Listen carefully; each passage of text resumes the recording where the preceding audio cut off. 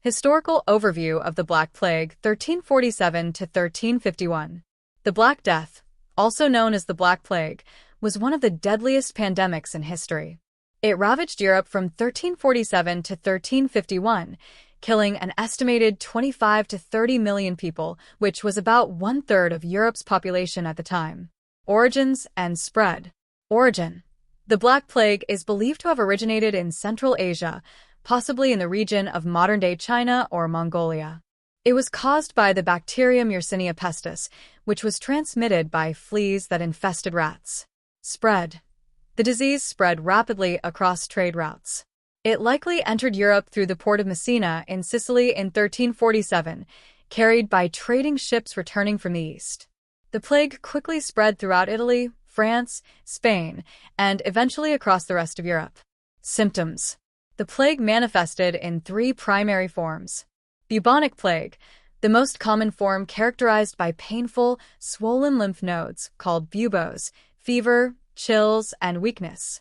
Pneumonic plague, a more deadly form that attacked the lungs, causing coughing and difficulty breathing. It could spread directly from person to person via respiratory droplets. Septicemic plague, a severe form that spread throughout the bloodstream, leading to septic shock and organ failure. Societal and cultural impact. Mass death and fear. The staggering loss of life led to widespread fear and panic across Europe. Cities were abandoned, and people tried to flee from infected areas, which helped spread the disease even further. The rapidity and severity of the plague caused many to question existing religious and philosophical beliefs. Religion. Religious responses. People turned to religious figures and practices for salvation, but the inability of the church to protect the population led to a crisis of faith for many. In some places, people blamed the plague on divine punishment for sins, and movements like the flagellants, who would publicly whip themselves to atone for humanity's sins, became more widespread. Persecution of Jews. In certain regions, Jews were scapegoated and blamed for causing the plague by poisoning wells. This led to widespread anti-Semitic violence and massacres. Economic effects. Labor shortage. The death toll significantly reduced the working population, especially in agriculture. With fewer people to tend to crops, many lands lay fallow, which disrupted trade and caused economic instability. Wages and working conditions. The labor shortage resulted in a significant increase in wages for surviving workers. Peasants, especially, had more bargaining power and could demand better conditions. In the long run, this contributed to the decline of the feudal system. Changes in land use. As the number of peasants declined, agricultural practices and land ownership changed. Some peasants moved to cities, contributing to the growth of urban centers. Social upheaval.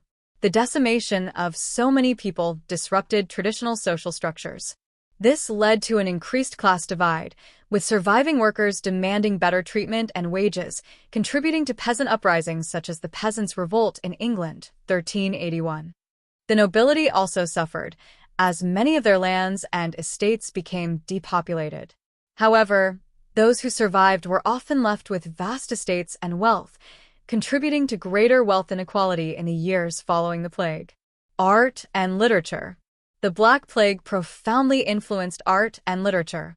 Many works of art from this period featured death and suffering as central themes. The image of the Dance of Death became popular, symbolizing that death comes for all, regardless of status.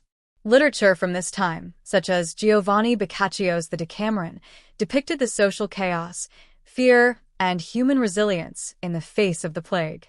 Artists like Peter Bruegel the Elder later painted depictions of the social and economic breakdown caused by the plague.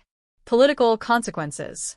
Decline of feudalism. The labor shortages that resulted from the plague, along with the rise in wages for workers, contributed to the decline of feudalism in many parts of Europe. Peasants and workers had more leverage to demand rights and better living conditions. Rebellions and revolts. In several places, peasants revolted against their lords. The most notable was the Peasants' Revolt in England, but there were also uprisings in France and Germany. The political power of the feudal lords was significantly weakened. Medical and scientific advances. Although medical knowledge at the time was rudimentary, The plague pushed people to start thinking more critically about disease and hygiene. Measures like quarantines were introduced, though these were not always successful in containing the disease. Public health systems.